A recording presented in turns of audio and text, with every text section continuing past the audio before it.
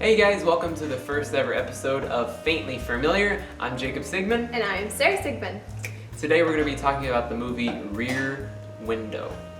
Yes, super excited. We saw it for the first time yesterday. We recorded it on the TV, and it was super exciting because it was one of the first Alfred Hitchcock movies I've actually ever watched. Yes. And it was actually the second movie I've ever watched with Grace Kelly in it. And of course I've seen tons of Jane Stewart movies, so this was like gangbusters, superstar time.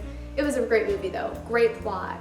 You can totally see how the suspense and the thriller and everything about it, you can see why Alfred Hitchcock is such a legend. You know, Hitchcock had a way of being able to, I think, transcend what was suspense and what was art.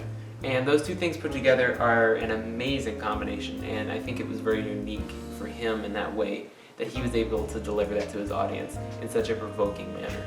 I also think it's interesting how he used color in the movie, because if you see he used the different colored jams that James Stewart would wear to tell you which day it was.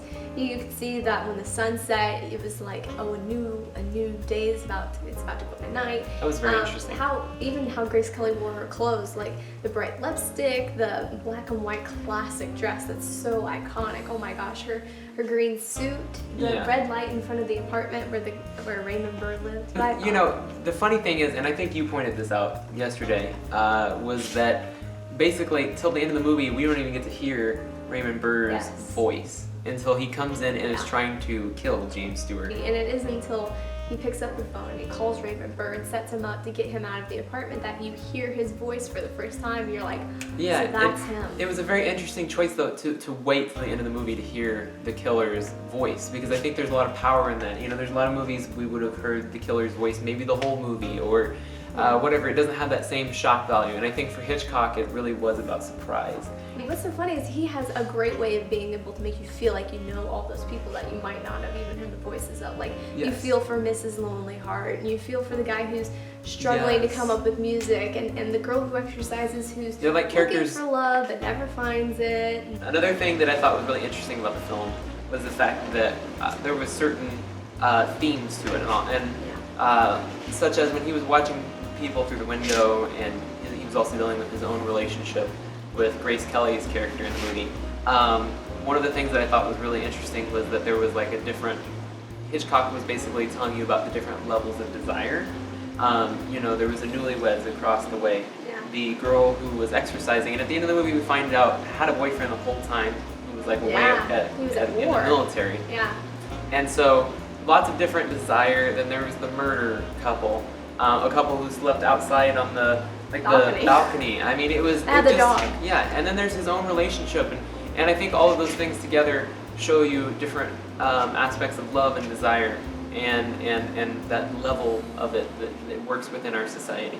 So, you like the movie? I loved it. I thought it was great. I'd watch it again right now, and I'd sit down with my notebook and I'd write down all those notes, and I really enjoyed it. It was classic for me. I love it when I'm watching a movie and you know, I don't have to worry about like looking at my phone or my iPad or whatever. I just want to be locked and loaded on the movie, and I felt like this movie really did that for me, which is sometimes a rarity. You know, especially with newer movies, even some older movies make me turn away from them because I'm like, well, you know, I don't need to really pay attention to that closely.